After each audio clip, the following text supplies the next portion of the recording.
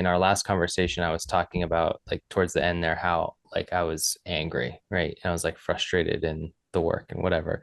And what I realized that like came out of that was um I there was like there I was still basically treating the universe and my spirituality and my practice or whatever Mm-hmm. as if there was a moralistic God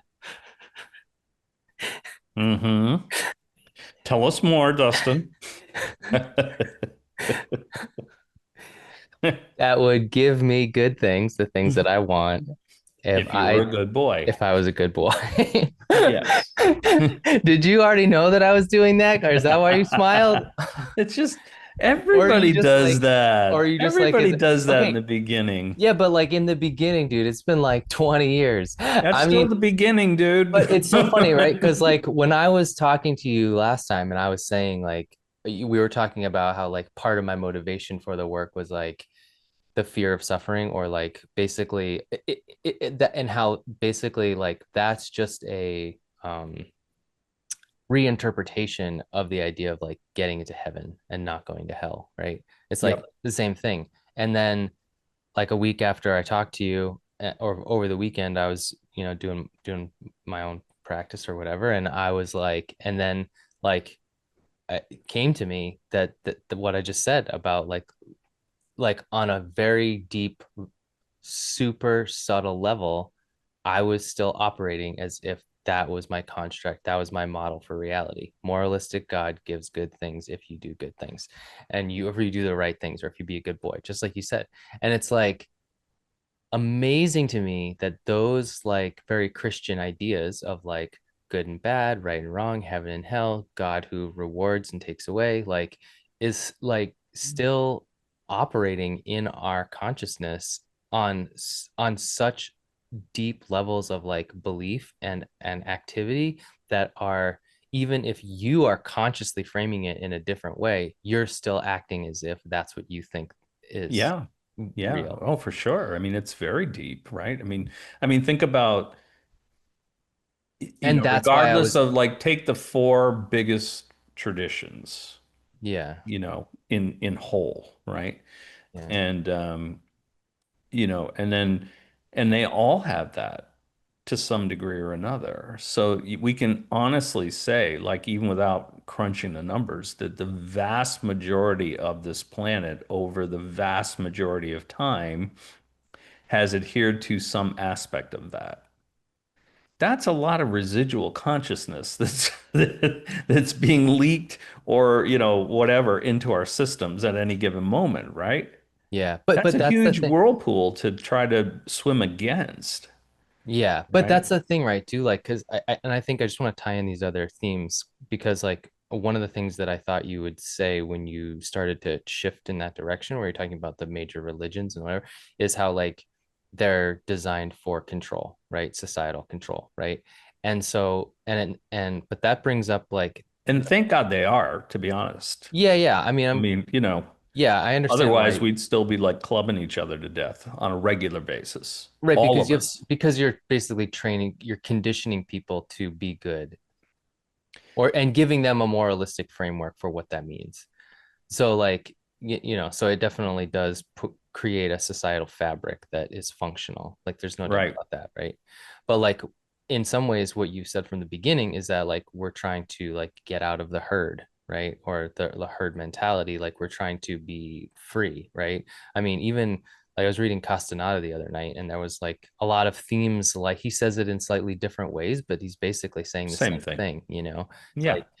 But that brings up the theme of control, because like when you, and also like again, I just want to reiterate, like that's where my anger was coming from. It felt like I was being controlled by an impulse or a belief or whatever that was very much like internal, but something I couldn't put my finger on, but was very, very strong and like Yep. motivating me to operate and to choose and to act in very specific ways that were like just like grinding against like what I actually, I don't know, wanted or preferred or like would like to, I don't know, whatever. It was just like it almost Yeah, it felt like a battle of wills within me, So like it is sure. a but when you but like I guess I'm not sure where this is going, but just like on the theme of control, it's like uh when somebody says like, oh, is there destiny or is there free will, it's like that's what you're trying to cultivate to begin with, is like you're trying to get control that you don't feel like you have,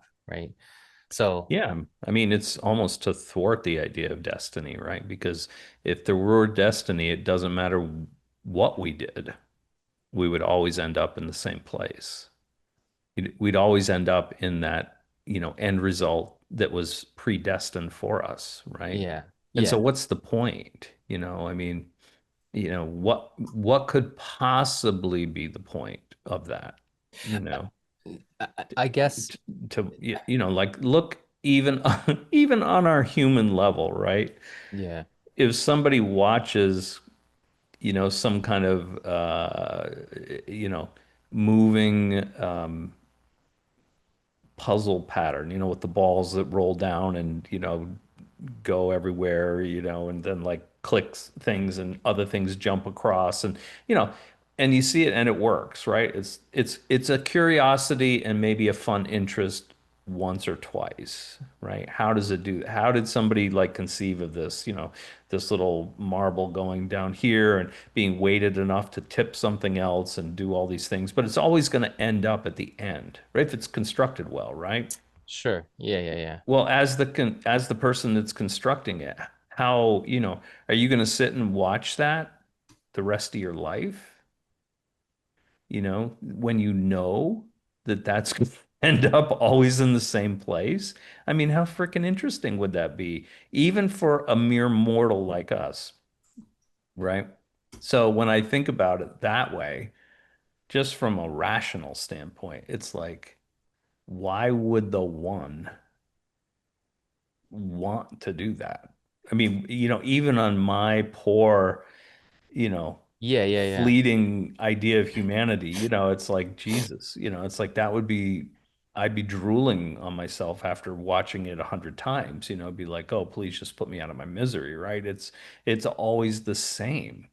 So So do you feel like when you talk about the only control you have being control over yourself, do you feel like uh, a big part of the work is like identifying those patterns or beliefs within you that are basically acting as those guardrails to keep you? Because when you talk about like when you say, oh, this moralistic religious whatever religion is constructs, set up to yep, control people or to control society in like a certain way, you basically are saying like they're installing, let's say, or imparting like guardrails in your consciousness to kind of keep yeah, you in a certain territory. Like this person's always going to like make this, or let's say 90% of the people that we raise with this belief system are going to make this type of choice in this type of situation, and that's going to be good for like everybody, let's say, and sure, good for us because it's going to sustain this organization or whatever. right, right, right. But like uh you know I feel like even when you talk about like the idea of lucid dreaming, or even when we have like a good plant medicine session, right? It's like one of the things to me that's like appealing about those things is the freedom of it. It's like you're breaking free from, whether it's a plant medicine or the allies or whatever you're You're off the working with, path, baby. your mushrooms are, they're like, hey, you're going to see this thing in a different way. And that's going to like open you up to a different set of possibilities because you're not so locked into like just seeing things in one way that you've been Right. conditioned in seeing them.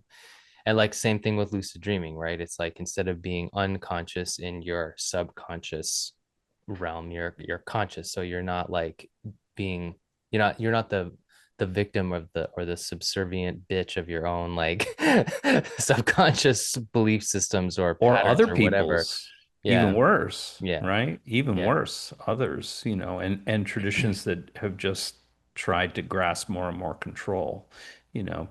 I think initially it was and still to this day, to in some ways it is a good thing, right? Because the majority of people aren't looking to create their own path. They want to be told what to do.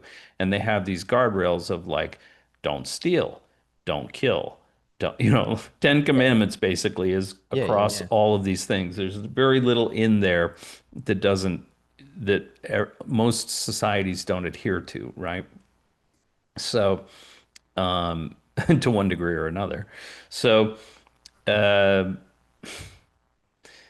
it again, it keeps us from even more like individual warlike state, like we have some guardrails there that we don't, depending on where you live and what tradition you follow, right? You're gonna sort of the real basic parameters are kind of there, and we've all agreed. Like I'm not saying that we don't agree with those things. We do agree with those things. It's just that everything else outside of that is all the other conditions and rules to stay in that society are, they're very arbitrary, I so guess like coming back to the big one though, like if you are supplanting the idea that there's a sky daddy who's going to give you good things because you're a good boy, like what's like what is that is a very transactional model of spirituality, like Ed was saying, which is why I liked what he said there. yeah. Um, but like what do you replace that with in regard to like how do you see your practice and as a expression of a relationship to the universe, like what is the nature of the universe that you are having some type of transaction or relationship or interaction with through your practice, and Hmm. how are you mentally like organized to like what that is in your relationship to it? What does that look like? I'm trying to map out as much of it, of the truth as I can, that I want the truth more than I want to be right. Yeah. So, it's more like every time I map something out or confirm it a number of times, not just once, then it gives me a more clear picture. It's sort of like the Taoists, they would say every time you burn, you clean off one facet of like a million faceted diamond, which is, not just you, but the truths that you become transparent to you, right? So, and then every now and then, if you clean the right ones off, the whole section will slough off, right? And those are the big jumps that we get here and there, right? We can't really predict them or know when that's going to happen. It's always a surprise. It seems to be anyway, a surprise when that kind of revelation happens to us, right? So something is revealed. And then of course, even with that, we have to check it out, right? Does it make our life easier? Does it make our life harder? Does it put us in other types of stress that maybe we're not adequately able to deal with? Or, did we learn enough and for ourselves and about ourselves that we can then sort of map out that pattern and say, oh, I've explored this enough, I've experienced it enough. I think I can say that I know this. And then that map, your personal map gets larger and larger of, there's always an infinite unknown, right? And then there's an area of unknowable, right? Which is beyond what we can comprehend as a human being with our human mind. But there's there's plenty of unknown that we can discover.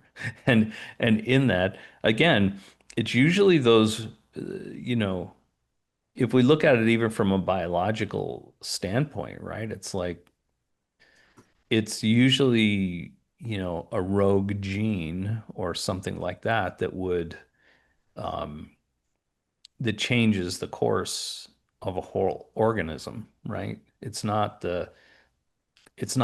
cloning doesn't change anything, right? That's why, you don't marry your sister, right? And produce offspring, right? It's like this is not going to go well, right? And so, you want a random mix because, it makes the stock stronger, right? It evolves into something more, hopefully. Sometimes it doesn't work out that way. Sometimes, it will take things out of the picture too, things that shouldn't be there, right?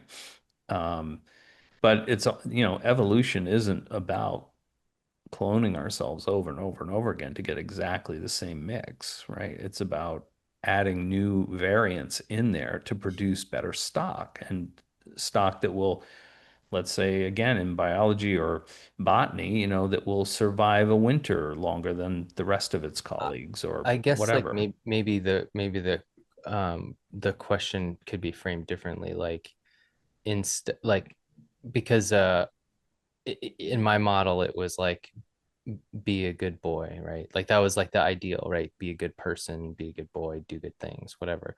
What the and that's kind of like a very generalized, but maybe I had more specific ideas of what that meant, you know. Yeah. But like for you, like what do you feel like you're striving for in that way? Like what's your model of like that you're like, yeah, like what are you trying to What are you trying to prove, Brian? actualize, you know, that you're not already? Right. No. Like what's the like because you were talking like for instance you were talking See, about the training the will as being this really important valuable thing, right? So obviously training the will is like some aspect of that model that you have for the right. ideal like entity that you'd like to embody. Right. Okay, so my general premise is that if something doesn't work for me in anything, it's because I don't have enough of the picture to see it clearly. If what do you mean what Yeah, doesn't like, for you? whatever, take anybody's situation or whatever, if I'm applying myself in an energetic way or a spiritual way, whatever you want to call it, to bring myself or to switch to move myself into a situation that I feel would be better for me or that I would want to experience at this point. And it doesn't work, it doesn't happen. I don't blame the technique. I don't blame me not being a good boy. I don't blame any of that stuff. I just think I don't have enough of the picture. I'm not applying this correctly. Not that it doesn't work. It's just that I don't have enough of a picture. It's sort of like, you know, almost, I mean, this is probably a really bad physical analogy, but it would be like if you were trying to, you eyeball this hole that you're trying to, and you think you have the right size screw to go in there because it just, in your mind, it looks like it would be about the right size, but then you go to try it and it's the wrong size. I don't blame the screw and I don't blame the hole that I'm trying to connect to something else, right?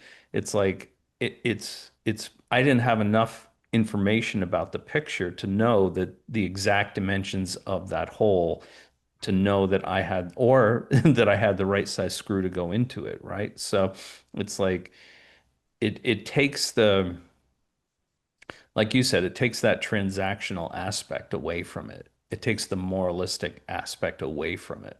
It's literally just, oh, I don't have enough of the picture to understand how that would work, so maybe it is the wrong technique. Maybe it's the right technique. I just haven't applied it in the right way. And that means that I don't have a clear picture of what's going on here. So I need more information or I need to do things that will give me a much more clear picture of what the whole scenario is, where I am, the picture I'm trying to get to, if it's something different, and how do I maneuver? What do I do to maneuver myself closer to that reality? But it has nothing to do with am I a good boy or not? I mean, think about it. I mean, people will have, if you want anecdotal, stories, there's a few of them out there in comparison to the population of the world, right? But there are very few that are literally like, I, this person was a good boy and they got everything they wanted, you know? There's very few of those stories in actuality, you know. So if that was the if that was the centerpiece of the four major traditions in this world, then, you know, then we'd be seeing a hell of a lot more of these devout people getting everything they want and having no stress or strife in their life, right? So, which I mean, I have to be real, you know, it's like I look at the numbers and, you know, on that level, it just without being convinced of one tradition or another or whatever, anybody that follows that is, you know, I think as a primary thing, I think they've just sort of fallen into that trap because it is a hell of a lot easier. I mean, maybe not each individual act of being good, but you know, it's a nice tied up package, right? Just be good and you'll get your reward at the end, or just be good and if you're really good, you'll get your reward now. And oh, and every little thing that you get is just, you know, somebody telling you that that's because you were good, you know, and even if it really doesn't matter in the long run, right? So it's just not that frequent when we look at it, you know. So I would rather just be one of those rogue, you know, um, I get, individuals, you know, that just is yeah. looking to, you know, looking for knowledge and looking for experience and seeing if that will give and does that picture give me more awe for the one, you know, in its complexity and open up my world to being more than just the physical things that I've acquired around me, you know. So, I guess my question though is like you said like with something specific like training the will, right? Like mhm. having a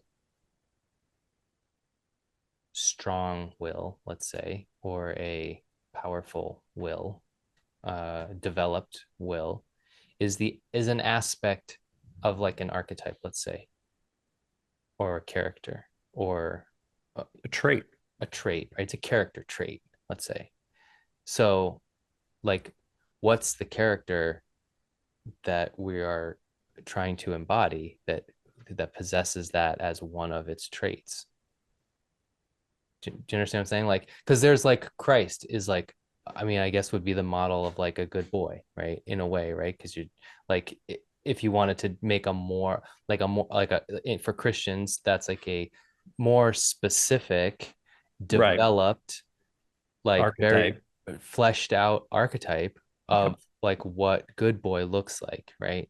Yes. So for you know for if if what we're talking about is as part of being like outside the herd or transitioning to something that's more like free or you know person of knowledge or whatever you want to Call it. however you want to couch that, like what is it Yep. that we're trying to become, you know? It's like okay, like is it like Gandalf, is it fucking like what you know what I mean? Like I do. it's I like do.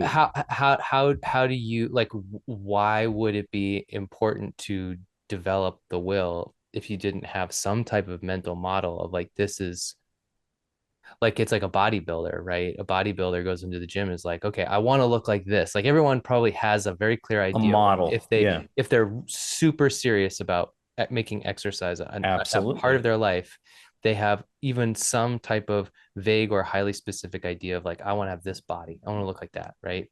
For Yep. us, I think that that's part of where the uh, challenge comes in terms of people um, being like like self-determining in their own practice where they're like oh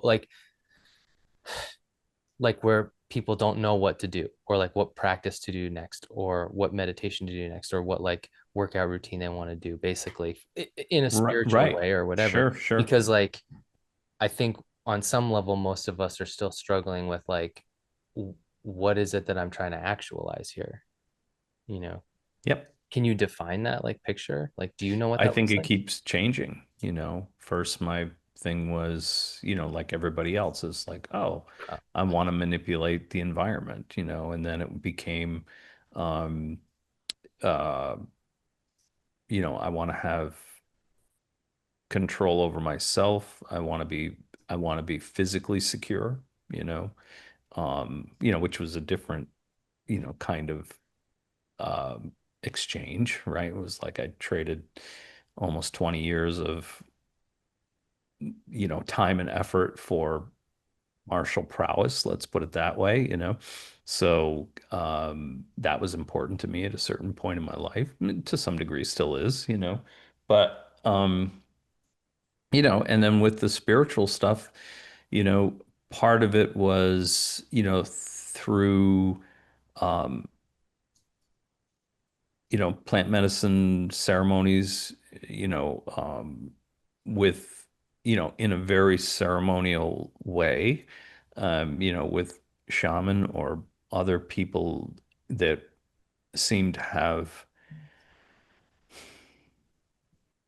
you know, um, a better understanding of the world or a more clear understanding of the world. They didn't deny from the physical world or any of those things, but they sort of, put it in context of the whole rather than just saying this piece is everything, right?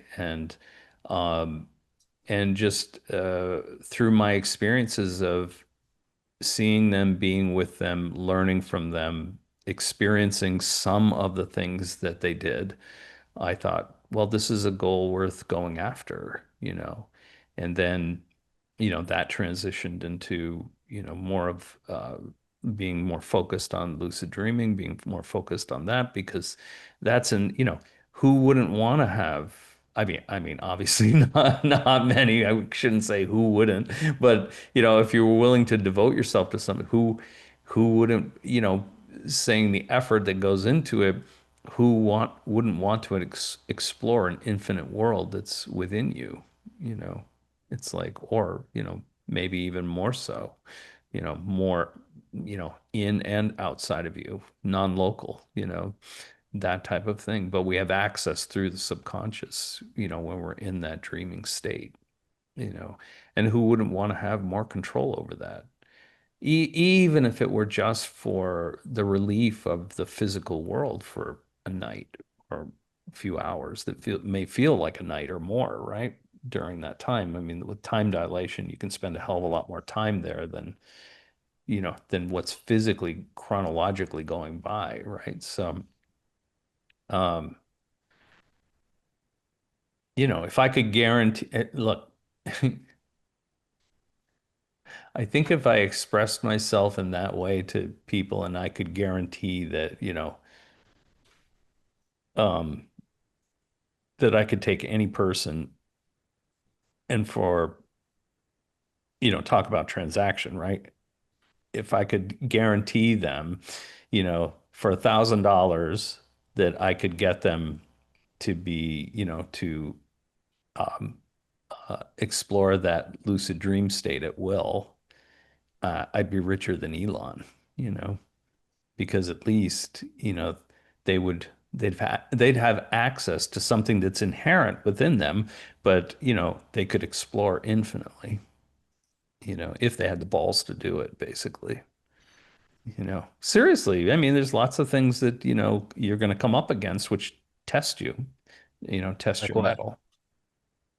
It just, it's all very personal for all of us, right? It's like our fears, our failures, our woes and regrets and all of these things that we eventually, it's not all up front. It's not like, oh, you've got to go through 10 years of nightmares before you get any good stuff. That's not the case.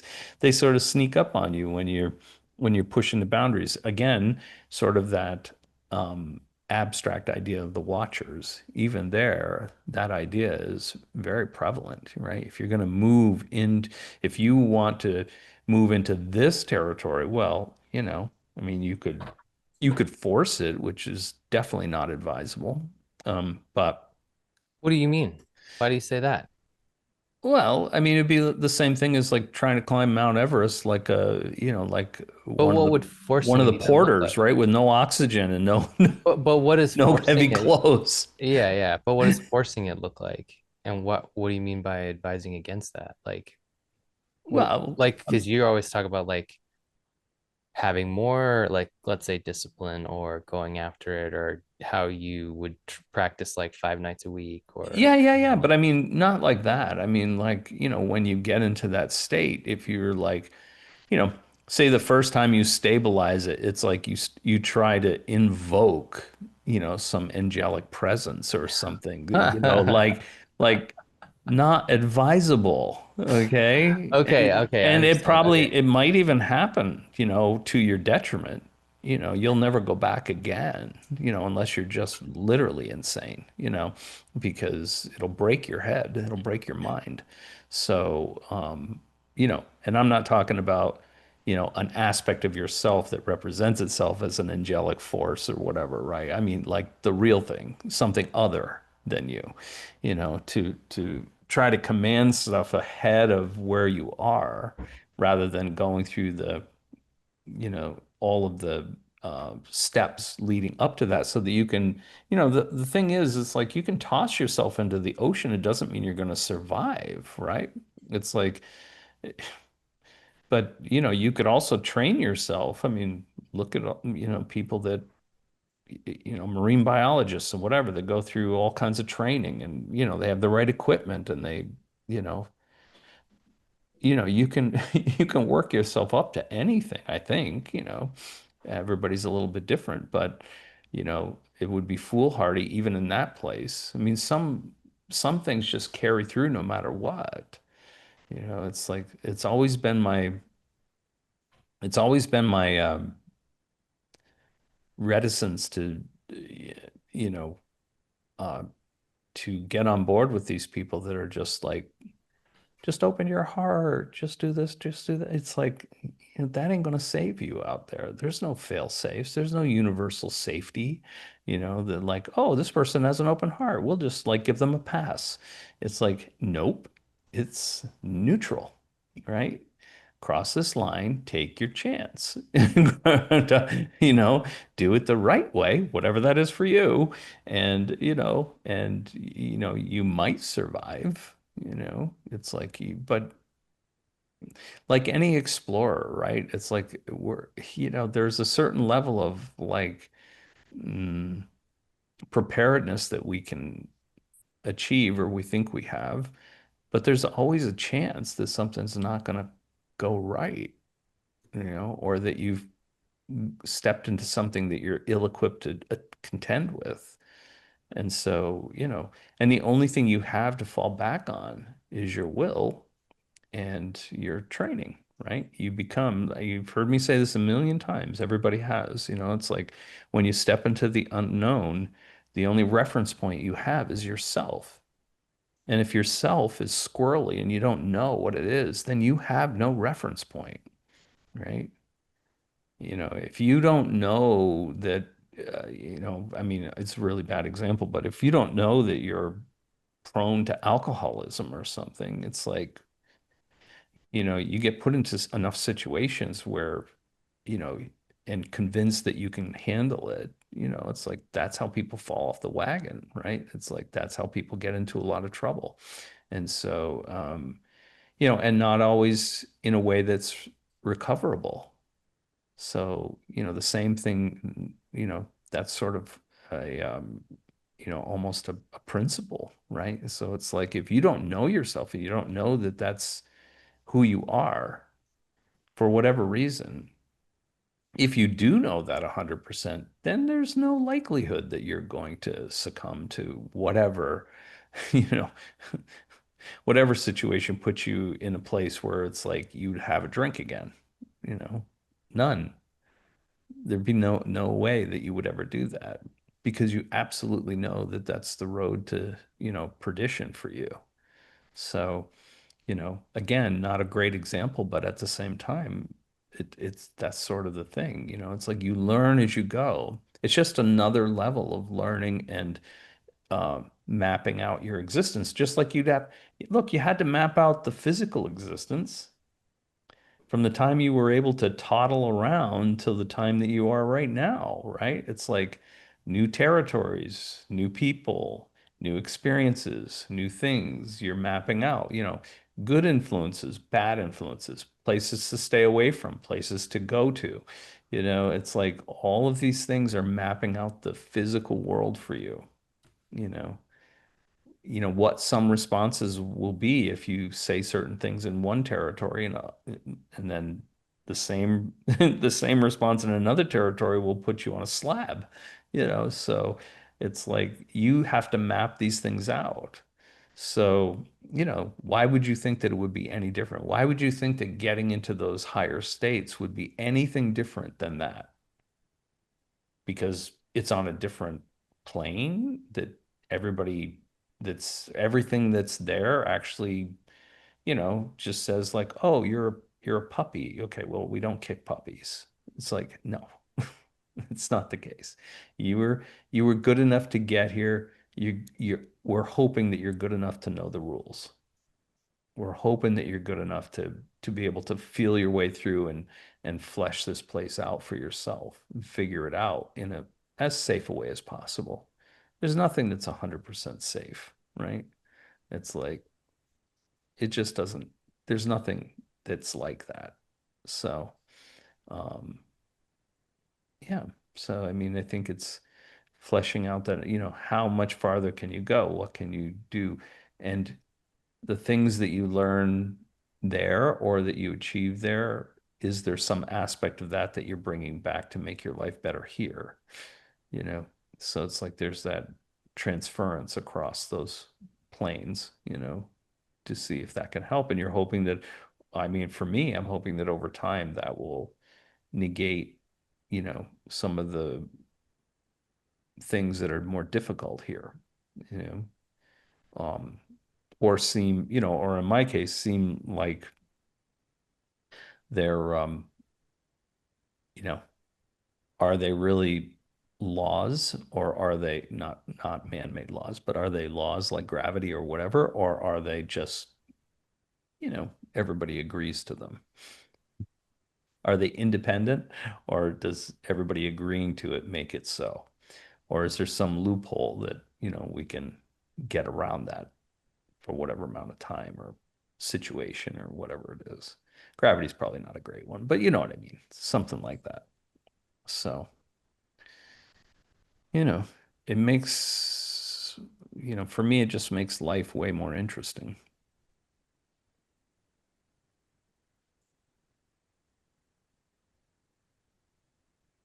I mean, we have very few stories of, ascended masters or immortals or God knows what, name, hermits or shamans or medicine people that can do fantastical things. We have very few stories of that. But I think part of that is not just because they're so rare, which they are, but also because they have a tendency when they get to a certain place of that territory that they don't spread it around. Can you imagine if everybody, again, you're using my same scenario. Can you imagine? I would never get any sleep if, if I could guarantee that for a small amount of money, I could guarantee people could get into that state as they willed, you know. Lucid dreaming. Yeah. Yeah. I mean, they'd be banging on my doors all day and night, I mean, it would be complete unrest for me, you know. I'd be inundated by the masses that I don't really have much to do with, you know, for the most part. I mean, other than my regular job, which is again, something that is trying to help people on a level that they need, right? But, you know, you can't profess stuff like that and expect to be anonymous. I think it's self-preservation that these people are not just that it's difficult to get to that place, but that we don't hear much of them. They're not putting themselves out there. They're not running for president, right? They're not they're, they're not setting themselves up as some like, you know, going to the Mayo Clinic and telling people they can heal people with just putting their finger on them or something. You know, it's like even if they could, why would they do that? Yeah.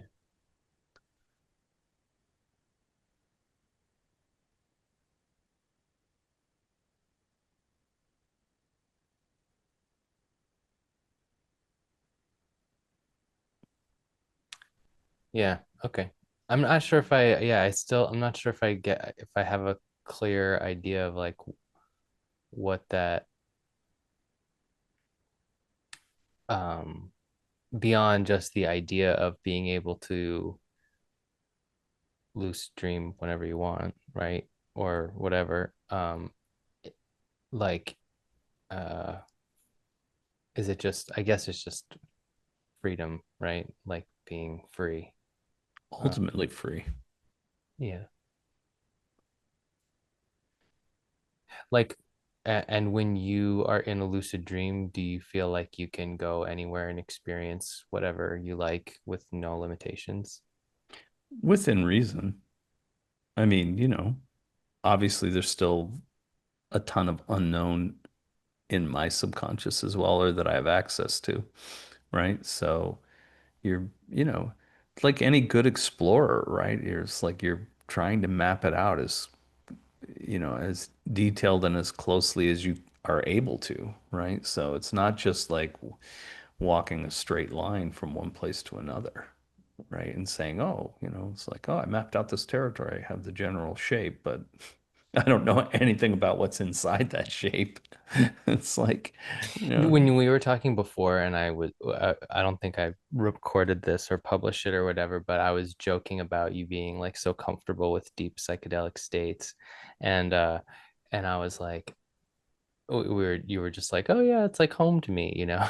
And I was like, talking about, having, a certain level of, anxiety, let's say, in yeah, those places. And would you say that part of your comfort level with that beyond just like experience is like uh because of all your experience with like lucid dreaming? Because I would say so. That and the other practices. I mean, I've had lots of experiences beyond lucid dreaming, right? So it's sort yeah. of like all of those things, and quite a number of them shocked me, and so it's like they're almost like, you know, homeopathics for your psyche, right? It's like you get this little shock and then you recover from it. You get this little shock and then you recover from it. But it's building you over time to take bigger and bigger shocks, right? Or to at least recover from them a lot quicker than you normally would, right? So, um, and so part of it is that, it's like, yeah, it's not that I don't have, it's not like a ho-hum experience if I'm, doing psilocybin or something like that on a regular, you know, um, an average amount and, for a ceremonial purpose or a ritual purpose, right? For my own education or understanding or to commune with that, whatever that opens up. So, um, but What are you trying to say about that? well, just that it's not like I don't have any trepidation at all about having that, or that I don't have, sometimes shocking experiences. It's just that um I re I don't veer away from them, and I use my training and my will to go through those things, right? Without having, I might get a psychic bruise, but I'm not getting a knockdown punch, you know. And So, what is it that you consider your training that helps you to go through those things in a better no, I way? think all of that. I think the lucid dreaming, I think all of the ritual and ceremony that I've done in the past and up to this point, and those experiences that I've had that I can't allocate to, like, because there is a little bit of uh there is a bit of a safety. um, you know how the human mind is really good about, sort of uh, explaining things away, right? So if you have a really bad trip, even if it brought up some really, some truths about yourself or whatever that you don't want to face, and it's a hellacious ride. People come out of it, and usually the first thing out of their mouth, besides "I'm never doing that again," is, it was a hallucination, or it was a drug, or whatever it was, right? They can explain it away. It wasn't really themselves. So they're missing the point, right? No, it's not making something up about you. It's just showing you a much more clear picture of you, right? And your relationship to whatever it was that you were trying to do at the time. So, that's that can be pretty it can be a little shocking, right? So, and I think the people that are true explorers, they take that and they accept it, and then they do something about it. They don't just sit with it, right? It's like, oh, I'm really that way? Okay, well, here's the changes I need to make. They might be small in the beginning and you acclimate yourself to them, but you change yourself. You're not trying to get the world to change to you, right? So, um, yeah, I mean, I think that's, you just have to always take the responsibility, and if you really are one of those people that wants to see more than what's just here in the physical, and experience more than just what's here in the physical, before you pass away and experience it in an uncontrolled manner, right? I mean, there's that old hermetic idea of like you die as you dream, you know? That's that's a big deal, in my way of thinking. It's like, um, you know, so if you dream in control most of the time, you'll probably die in control most of the time. Or the chances are better that you're going to die in control.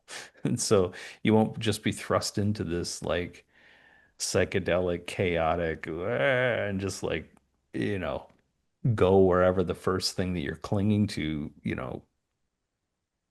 the first thing that you're trying to find some semblance of solidity, is what you end up getting, right? Is where you end up, coming out on the other side of that. I don't know, speculating now, right? So for me, it's like if your original and most prominent point of reference is yourself,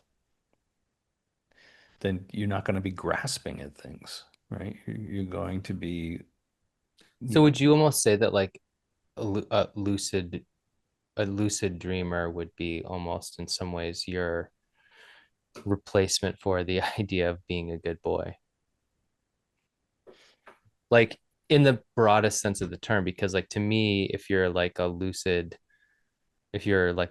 dreamer, let's say, you are lucid in your dreams, but I mean, at least in my conception of that, you're extending that into your waking life as well. They're not right, because if you push it far enough, it's that you're seeing the two things as the same, or you're correct, experiencing both things in this as the same.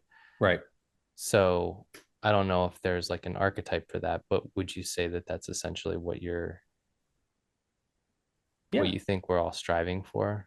I think so. I And mean, then when you do things like training the will or burning meditation or whatever, like everything kind of fits into the model of mastering that better, making mastering the ability to always be awake in your dreams and make your waking life like a dream.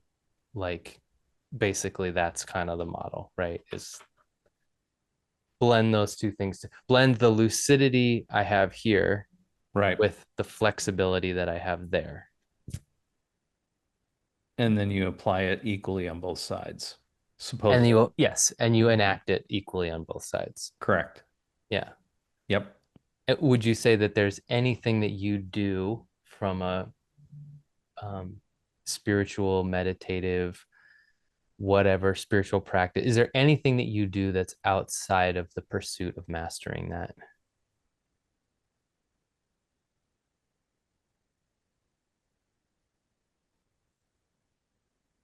No, I don't think so. Not at this point. Yeah, like you were saying before about we were saying like how at one point your ideal was to be a very competent martial artist or manifest something that you want or whatever. Like you had kind of different models for what that would be like, Right.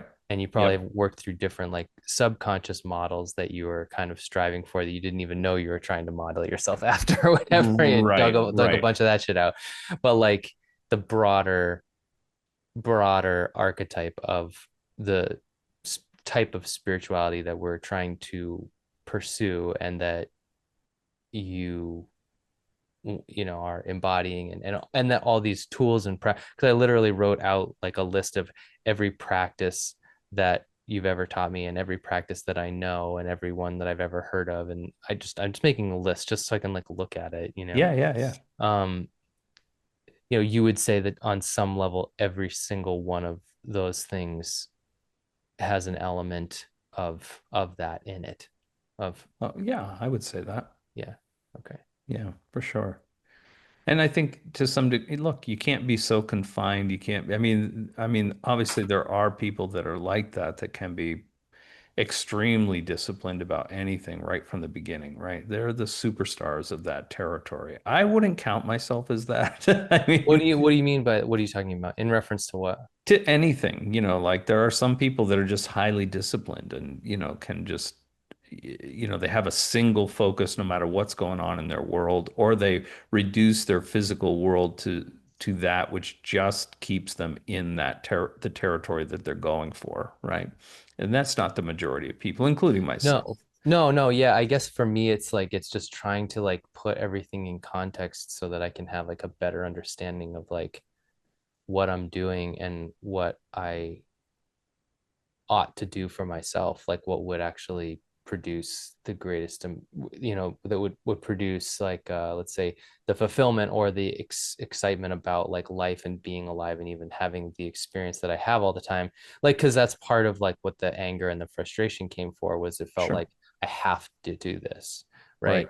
Like I have to do what I'm doing. I have to do the exercises that I'm doing or the practices that I'm doing or pursue certain things or say certain things or make certain choices or whatever. So it felt like I'm just like a bitch of this galactic force that feels like it's within me that's just like driving me to live a certain way. And it's like, Right. okay, well that sucks. But if Well, I'm gonna yeah. like choose consciously, then I feel like I should at least have a clear picture of the world and my place in it, or a clear picture of like the goal that I'm going for. And is it a worthy goal? Is it something that I ought to put my time and energy into that would Well, it's pay off worthy for if you me? think it's worthy. Yeah, yeah, right. Like I guess for me, I think part of the challenge for me, in a way, like being having access to, like we've said before, like all the information that I have access to with the internet and stuff, is just that it's just like I've just taken in like so much information from different sources that resonate with me. Yep. And I guess I'm trying to like synthesize them in a way that I can like more clearly organize like my aiming and my action and my choices around that, like feel like it's in alignment and not feel like conflicted, like, oh, I should really be doing this meditation because Sadhguru says it's going to bring enlightenment, or I should do this meditation because Brian says it's going to make me a lucid dreamer, or I should do this thing. I should try and live this way because Bashar says it's going to be like, excitement is a complete kit, or whatever. And, whatever. It's like, there's just, so it's like, okay, like, I don't know. I know you're Yeah, but smiling, you, but I but you feel like, missed the most important one. What does Dustin want Dustin to do? right. Yeah, exactly. And that was what came out of my last conversation with you, was realizing that like, um, like you saying I love what I'm doing and I love the practices that I'm doing, like, and you don't have any like friction about that. That really, I was like, Oh, like I get that because I think like when you talk about like training the will and like having a certain level of like discipline or control, like I took that as like, and I should embody those ideals, and there's a good reason why I should if I want to be more like this guy that I think is like awesome and I'll be able to do the things he can do and all that, right? But like the piece that wasn't communicated was like I think that like you weren't doing those things because to be a good boy or because someone told you necessarily like you should do them or whatever, or like someone pounded it into you. I guess it was more like No. you wanted to do it and you were excited about and passionate about, let's say, doing those things for their own sake, and so there was no internal friction about like applying yourself to it, and that's No, and I different, mean, and and I that's different, and that's a, and to be honest, I mean, it's like people should do a general, like what do you want and why do you want it? right, What is it that you ultimately want? And right. what is it that, forget all the intermediate stuff. What is it ultimately that you want? If you had, if you had to, if you had to stay exactly where you are in the physical world right now, nothing changes from now until you're 100 or whatever.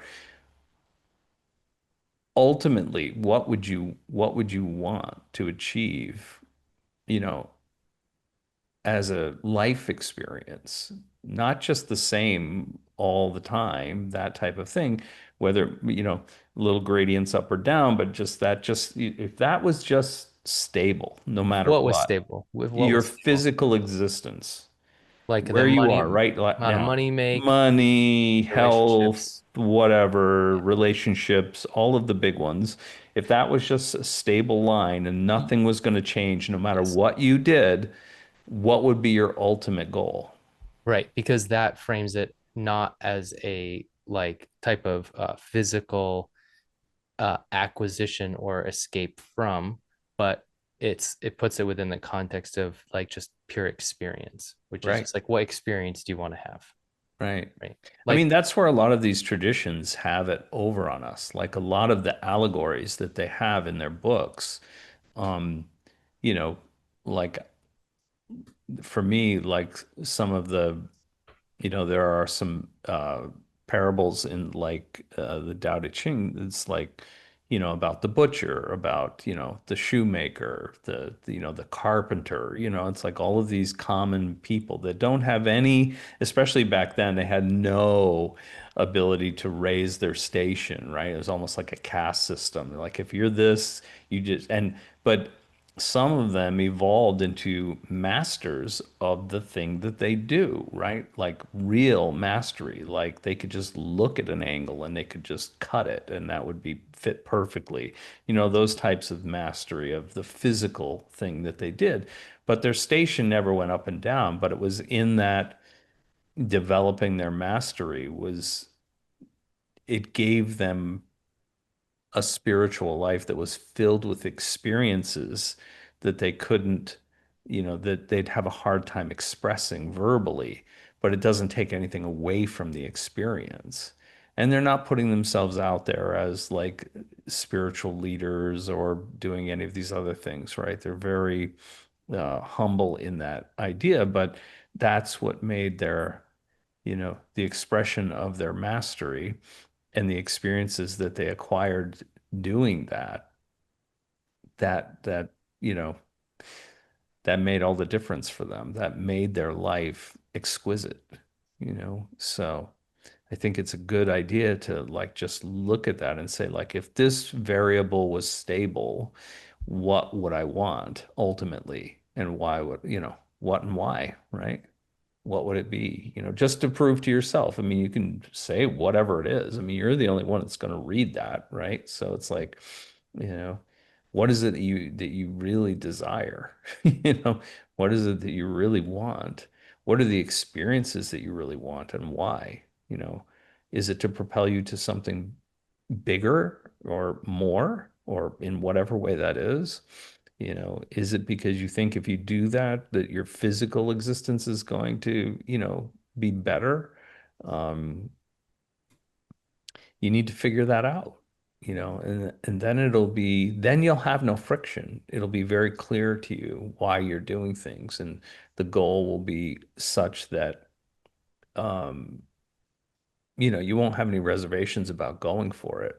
Because what's the alternative? The alternative is slavery, right? The alternative is being the slave to this place and to the situations that are at hand and petty tyrants that are seemingly controlling your life and whatever else, right? So it's like you've given control over to all these people, and to you've given control over to physicality.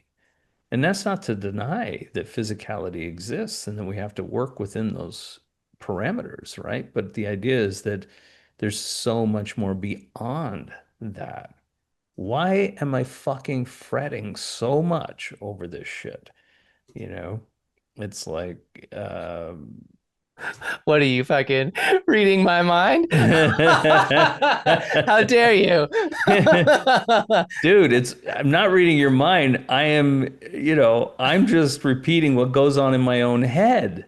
Right. Many, many years of that. Yeah. It's like anytime something comes up, it's Yeah. like that's the thing. It's like, Right. look, And I think that like to be fair, like I think that um like so I guess okay, so just let me just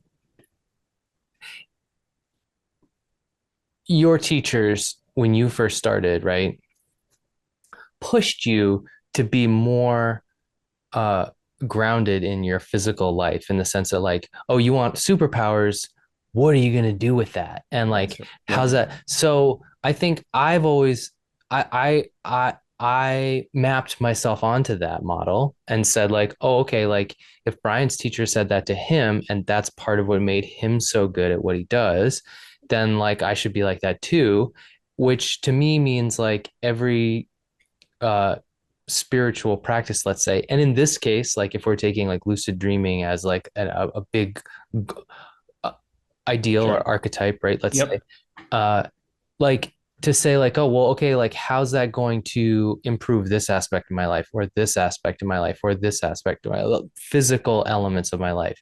Because to me, that's like the most practical thing in a sense, right? If you want to say like practical, it's like physical, absolutely. circumstantial, Yep, food, money, relationships, whatever, health, absolutely.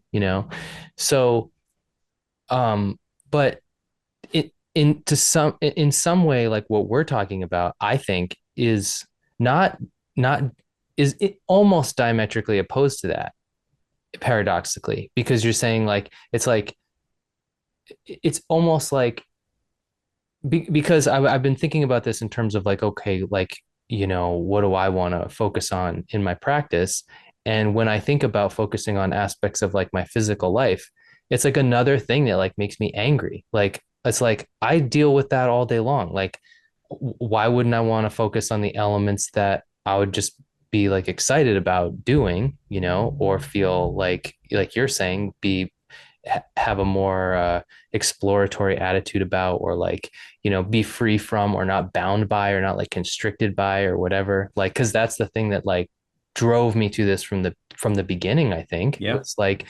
it's like um that would make my life experience worth having, so I guess in that way it's practical, but Yeah.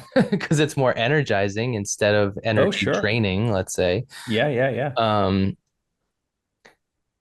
so I think that's, yeah, I don't I'm not really sure if you want to respond to that, but I I also mean, understand that like it, it also makes me understand like your reticence to being in the position of like telling people what to do, right? There's another element to that where I also feel like that's kind of part of it too, where it's like I more and more like appreciate that because like if you tell somebody what to do, it's so like you, even if it's somebody you're very close to, it's so easy to become like the enemy in their mind because like even if you're telling them what to do to get what they want, or you know what I mean, like it's like right. people, especially if what people want on some deeper level is, freedom and self-control and all that kind of stuff. So it's a weird position to be in, to be Yeah. like a guru or whatever, because everyone's like Yeah. looking to you to tell them what to do.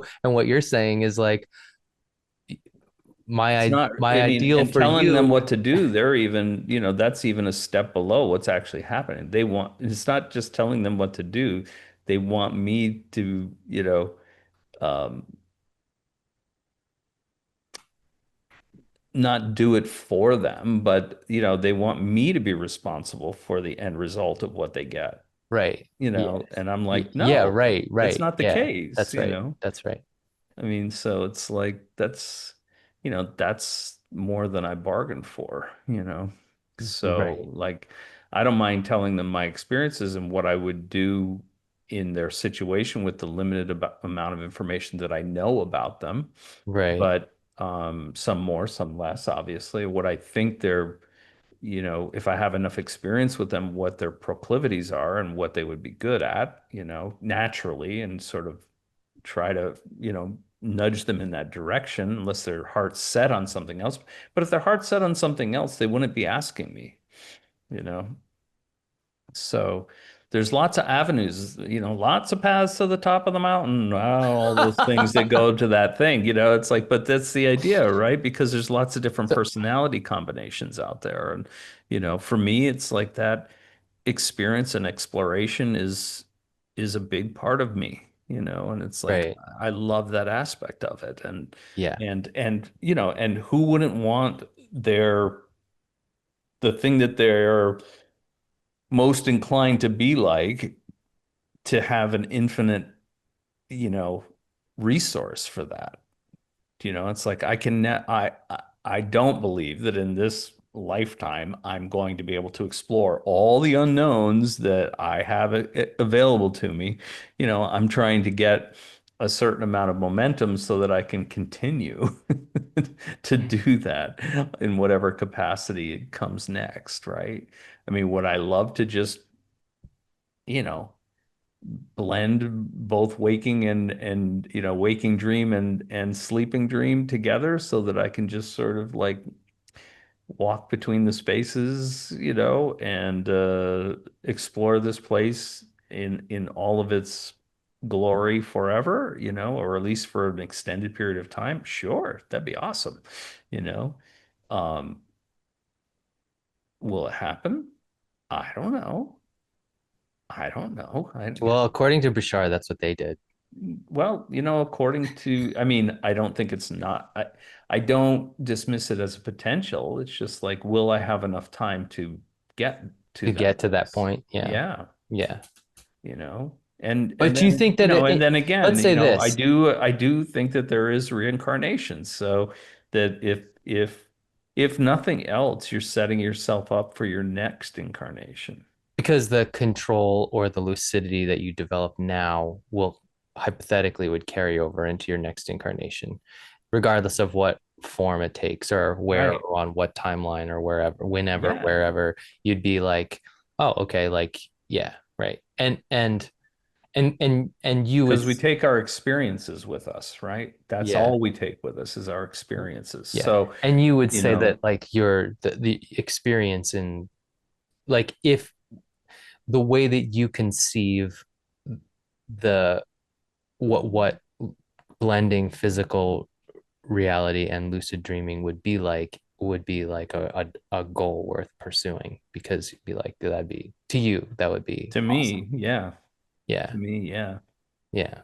So it's like that's the ultimate goal is to be able to do that, you know. Yeah. I mean, And do you um, think that there are humans that have done that? I do. Yeah, Yeah. for sure.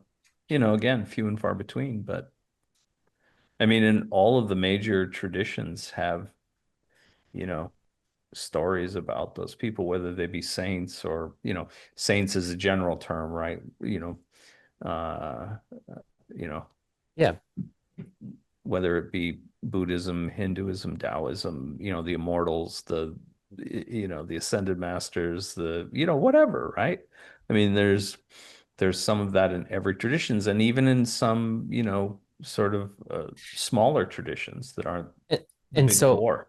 do you feel like the answer to my question is somewhere in that, where, my question regarding like how do you resolve those seemingly diametrically opposed admonitions or whatever, one to, follow this goal of like uh lucid lucidity, whatever, kind of like this kind of fantastical element of your experience and the freedom of that, and the, exploratory excitement of that, versus the practicality of improving certain elements or aspects of your life. Like, how are those not like diametrically opposed admonitions in terms of like how you should navigate your own path, and like, put you should put your energy into in terms of like your practices, your meditations, whatever. Like, how do you resolve that?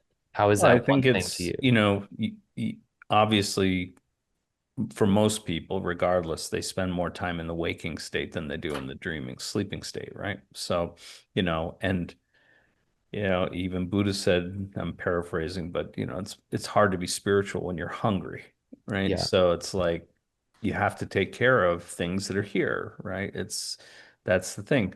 How, and everybody's level of needing to take care of things is different, right? Like obviously my level of needing to take care of things is different than somebody else's. So, um, and it may be more or less for different people, right? Some people need a fleet of cars. Some people just need a bike. It's like how much do you have to apply yourself to this place? It's like, do I think that they're mutually exclusive? I don't. I don't think that you have to be, you know, poor and give away all your possessions to be spiritual. I mean, that's kind of insane, right? And, I don't think that um, uh, I also don't think that, you need to have enough money to build your own temple before you can start praying, or whatever, right? So it's like there's some people might think that, right? That they have to have enough financial security that they can, um, that they never have to worry about it and they can devote themselves. When they get that, they'll devote themselves to their spiritual practice. Well, who says you're going to make it that long? You know, I think they have to sort of weave in and out with each other, Um, in times of stress, physical stress, I sink into, I mean, I do what I need to do. I can have enough physical energy to make inroads into those situations and make them better or try to make them better. But I also find that my anchor in doing that is my spiritual practice. So, and um, when I'm out in the extremes of my spiritual practice and experiences there, if stuff comes to a head or things get dicey, my what I've what I have in my physical existence and my experiences here anchor me, to this place that gives me a beacon, to sort of stabilize me in those situations, right? So it's like they work back and forth with each other. I can't really say that, you know, that you could just get rid of one, or you put 100% of your effort into one thing. I mean, even if you were to join a monastery, right, or a temple, I mean, they'd still have work for you to do during the day. They're not going to let you, suck up their food and drink and sit in a mat all day long, right? They still have jobs for you to do. They still have, things for you to do, right? So, um, you're not going to get out of your physical existence in that way, right? So if that's the case for that, then why would you why would you not try to build that type of practice, in your life as where you are, right? And if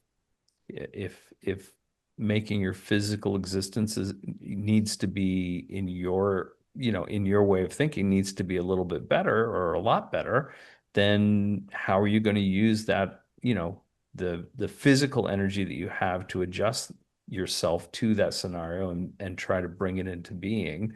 And how is your spiritual life going to assist you in doing that? Where are you going to get your insights from? Where are you going to get your relief from being in the grind all day? It's like there's some balance there, and everybody has to figure that out on their own. What's the right percentage? What's the right proportion? And those things are not stable either. They shift over time, right? There have been times when I haven't done a lot with my practice because I had to, I was exhausted. I had to put 100% or most of my attention on, something that I was trying to achieve here in the physical, right? Whether it was for somebody else or for my family or whatever. You do what you need to do at the time, and so the little bit of, you know, uh, effort in the other territory that I could get, it still gave me comfort and gave me strength to continue to do that. It made the picture more clear for me of why I was doing it. It wasn't a futile effort. It wasn't just bashing my head against the wall, right? It was like you had a clear goal, and that helped keep me on the straight and narrow and gave me succor when I needed it, right? So, and it's just, you have to figure those things out. Each person's a little bit different of how that's going to be achieved, and what's the right proportion as time goes on. And you make mistakes, and you course correct when you do that, and you know, and you'll overcorrect, and then you make another correction, right? Nothing's really carved in stone, so you have to feel that bit of flexibility. And again, everybody's level of adventure is a little bit different.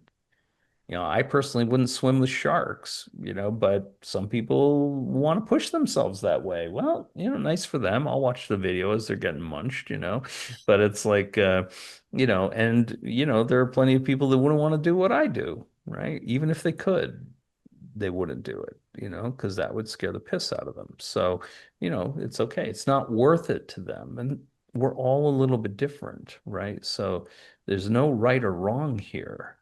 It's you try to, again, just like Ed said, the way that you move forward the best is with that integrity of thoughts, words, and deeds in alignment, you know. But the first thing you have to have is, can you, you know, can you ask yourself the question, have the thought in your mind of what you want? And then, the words be the same whether they're spoken or written. You write down what you want. You write out why you want that as honestly, and it takes as much time as you need to do that ultimately, right? And then, you know, and then you start acting on that, as your ultimate goal.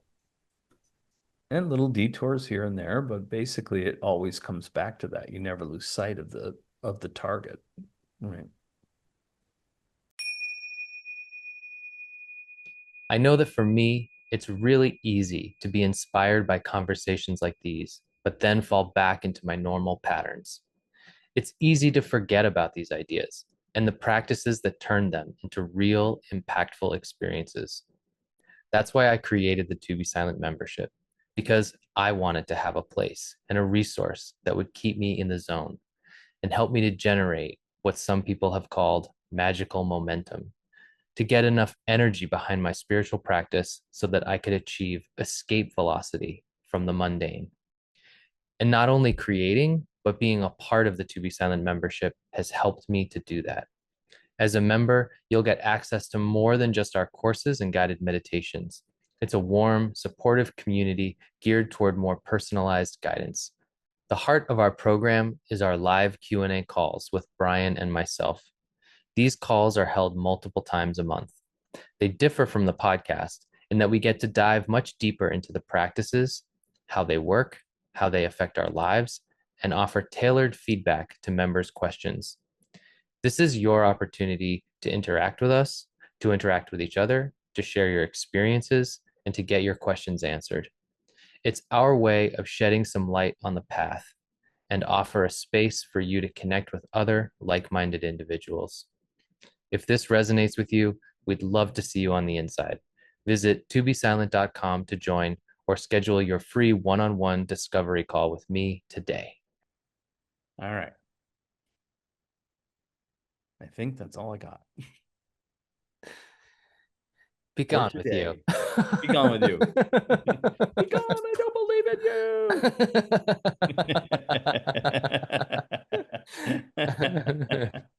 you.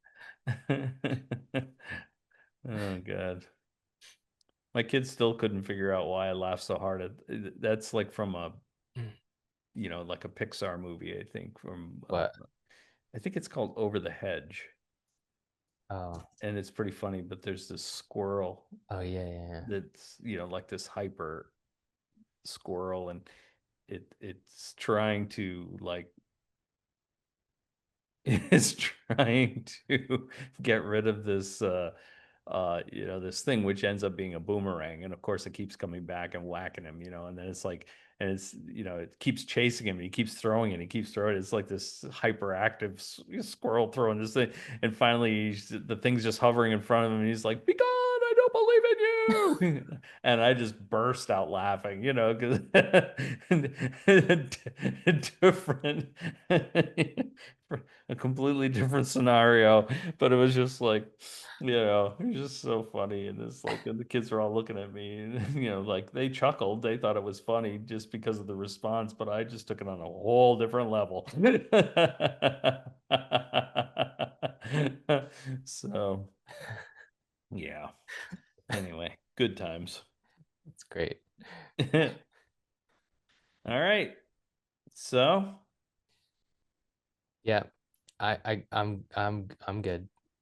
get on with your bad self. I am going to get on with my bad self. See you in the dream world, motherfucker. All right. I'm looking forward to it. It's At gonna be first, it great. might what would be really funny and ironic If at the I do same it time? tonight. You show up and I go, and I come back. Wasn't expecting that. Yeah. And you're just standing there alone, like Yeah. shit. No, I would know better. I would just be like, he'll be back in like 5 minutes. He just needs a minute to See you in 5 reset. minutes. Yeah. I just gotta get. Yeah, he'll Oh my 100% God, be, he's he's there. definitely gonna come back. There's Oh my God. That'd be funny though. yeah. All right, man. All right, dude. Thanks, dude. No problem. I will talk to you soon and we'll keep moving on. Is it super hot down there today like it was up here? I'm just starting to sweat because we don't have the ACs on. So yeah, Yeah. it's gonna get, and then tomorrow's supposed to be even more hot. I So think yeah, it's going to drop a little bit tomorrow for us, but I think we're supposed to get some rain.